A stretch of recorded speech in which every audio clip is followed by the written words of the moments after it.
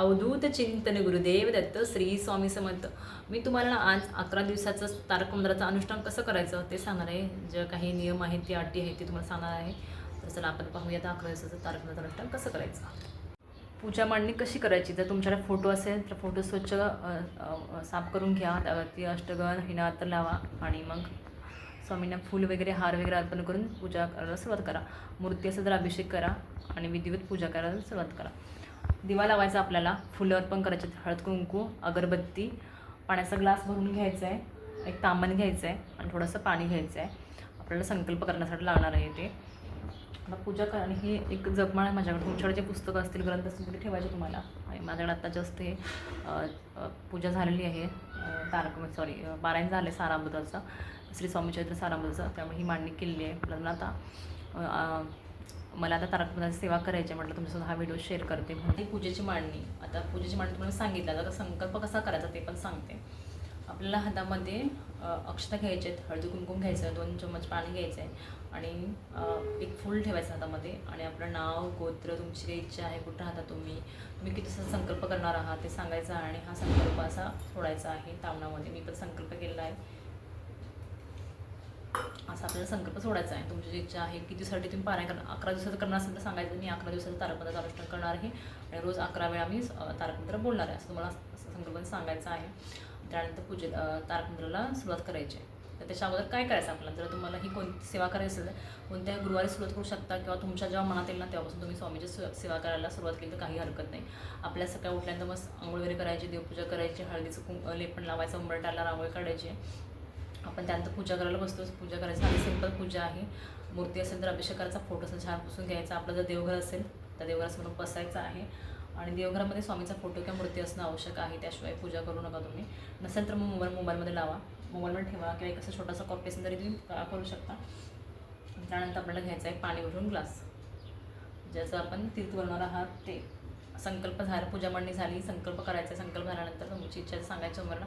त्यानंतर तारक मंत्राला सुरुवात करायची. म्हणजे कशी करायचं. स्वामी महाराजांसमोर बसायचं, स्वामी महाराज नमस्कार करायचा. संकल्प तुम्ही केल्यानंतर स्वामी महाराज नमस्कार करायचा, स्वामी महाराज मुजरा करायचा.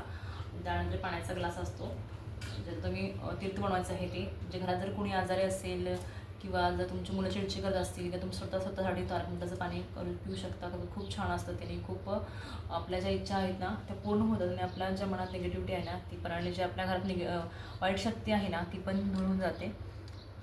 तारक मंत्राचं पाणी करायचं आपल्याला. पहिल्यामध्ये पाणी घ्यायचं आहे, असं ठेवायचं आहे समोर स्वामींच्या, आणि आपला हात उजवा हात ठेवायचा इकडे. नंतर म्हणायचं, निशंक होई रे मना, निर्भय होई रे मना, प्रचंड स्वामी बळपाठीशी नित्य आहे रे मना. असं तुम्हाला ना 11 वेळा म्हणायचं आहे रोज.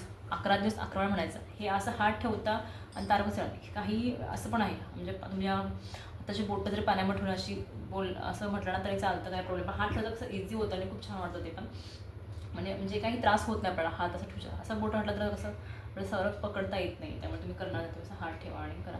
11 दिवस 11 वेळा तुम्हाला ही स्वामींची सेवा करायची तारक मंत्राची.